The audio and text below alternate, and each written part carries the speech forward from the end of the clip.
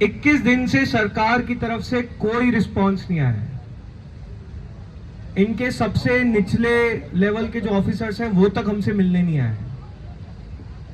सरकार के नाम पे हमारी सिर्फ पुलिस से मुलाकात होती है रोज, कभी इस मुद्दे पे कभी उस मुद्दे पे, पर सरकार की तरफ से कोई ऑफिशियल अभी तक कम्युनिकेशन है ही नहीं।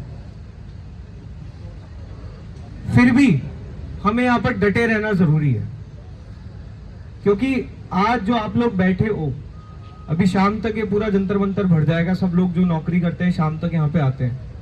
जितने भी लोग यहाँ पर मौजूद हैं, करोड़ों युवा हम लोगों को बहुत उम्मीदों से देख रहे हैं कि यार 10-12 साल में शायद एक किसान आंदोलन था, उसके बाद शायद ये पहला आंदोलन है जब लोग अपने हक के लिए लड़ रहे हैं। और युवाओं को तो हमने कभी इस लेवल पर आकर सड़क पर उतरकर लड़ते हुए नहीं देखा। तो हम लोगों को पूरा देश बहुत उम्मीदों से देख रहा है कि ये लोग करोड़ों युवाओं के लिए लड़ रहे हैं, तो हमें डटे रहना है। अभी हमारे पेशेंस की टेस्ट चल रहा है, सरकार अभी धैर्य की परीक्षा ले रही है हमारे कि कितने दिन डटे रह सकते हैं।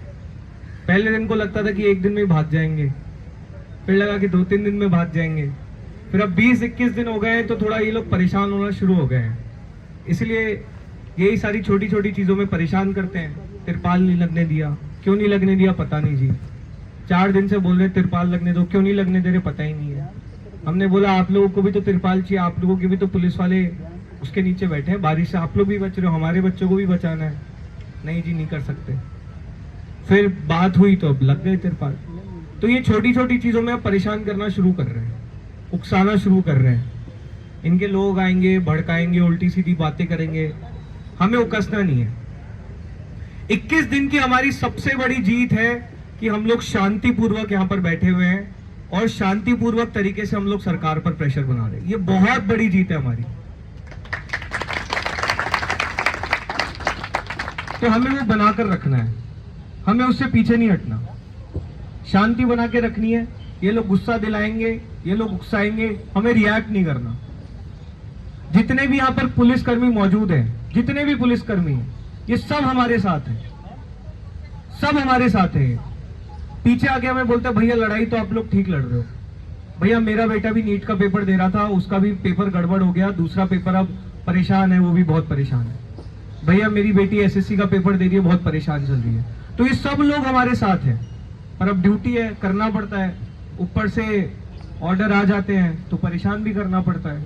लेकिन ये लोग सब जितने भी पुलिसकर्मी हैं, सीआरपीएफ के हमारे जवान हैं, ये सब दिल से हमारे साथ हैं। तो इनसे हमें भिड़ना नहीं है, इनको हमें परेशान नहीं करना है, इनसे धक्का मुक्की नहीं करनी है। इनको ड्यूटी मिली है, ये अपना काम करेंगे, इनको करने दीजिए। हम अपनी बात मजबूती से रखेंगे, शांति से रखेंगे, और तब तक यहां से नहीं उठेंगे जब तक धर्मेंद्र प्रधान इस्तीफा नहीं देंगे। अच्छा, बहुत लोग हमें आके बोलते हैं कि क्या मिल गया, 21 दिन से बैठे हो, क्या मिल गया, सरकार से तो कोई बातचीत हो नहीं रही है, तो ये क्यों कर रहे हो। तो आप लोगों को ये समझना पड़ेगा कि ऑलरेडी ये आंदोलन एक बहुत बड़ी जीत हासिल कर चुका है। 12 साल में पहली बार हुआ है कि हम सब लोग आंख में आंख डालकर सरकार से सवाल कर रहे हैं। ये अपने आप में इस आंदोलन की बहुत बड़ी जीत है कि अब हम डरना बंद कर चुके हैं, अब इनसे डरते नहीं है हम लोग। बहुत सह लिया हमने, बहुत चुप रह लिए, लेकिन अब जो भी हमारे मुद्दे हैं वो हम सर उठाकर इनसे बात करेंगे और घबराएंगे नहीं। ये इस आंदोलन की बहुत बड़ी जीत है। हमने युवाओं को बोलना सिखा दिया, हमने युवाओं को लड़ना सिखा दिया। तो ऑलरेडी एक बहुत बड़ी जीत हम लोग हासिल कर चुके हैं।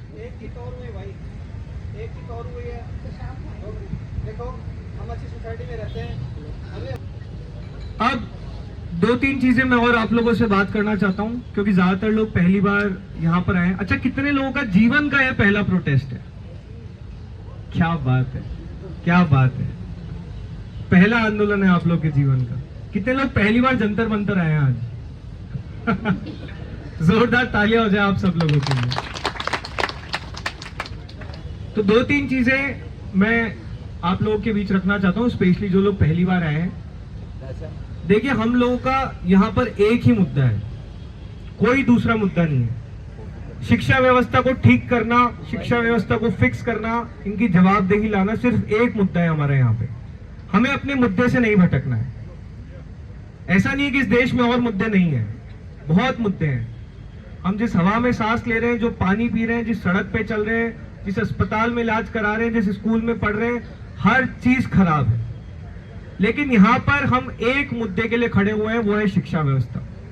तो हमें अपने मुद्दे से नहीं भटकना, हमें अपने मुद्दे पे कायम रहना है।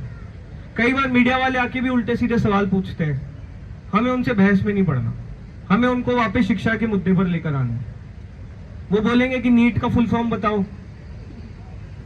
तो उनसे बोलना कि धर्मेंद्र प्रधान को नीट की स्पेलिंग नहीं पता, तुम हमसे क्या नीट का फुल फॉर्म पूछ रहे हो। उसने नीट की स्पेलिंग NEAT लिखी हुई है और ये हमसे नीट का फुल फॉर्म पूछ रहे हैं। तो हम इनसे बहस में नहीं पड़ना, मुद्दे पर बात रखनी है। शिक्षा व्यवस्था यहाँ का एकमात्र मुद्दा है और इसीलिए हम लोग सब इकट्ठे हुए हैं। एग्री कर रहे हो आप सब लोग? सब लोग एग्री कर रहे हैं ना? तो शिक्षा के मुद्दे से हम नहीं भटकेंगे।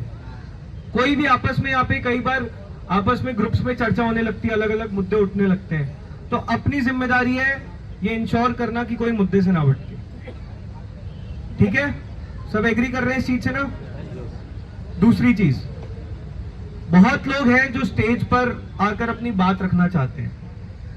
बहुत लोग हैं, हर दिन हम देखते हैं बहुत सारे स्टूडेंट्स हैं, टीचर्स हैं, पेरेंट्स हैं, अलग अलग संगठन हैं, बड़े बुजुर्ग हैं, अपनी बात रखना चाहते हैं स्टेज पर। ये स्टेज आप लोगों के लिए ही है, ये नेतागिरी करने के लिए स्टेज नहीं बनाया हमने। हम में से कोई 2-4 मिनट से ज्यादा बोलते ही नहीं है स्टेज पे। आप लोगों के लिए हमने ये स्टेज रखा है कि आप लोग जाकर अपनी बात अच्छे से रख पाओ, अपना मुद्दा उठा पाओ। लेकिन कई बार संभव नहीं हो पाता हर किसी को मौका दे पाना।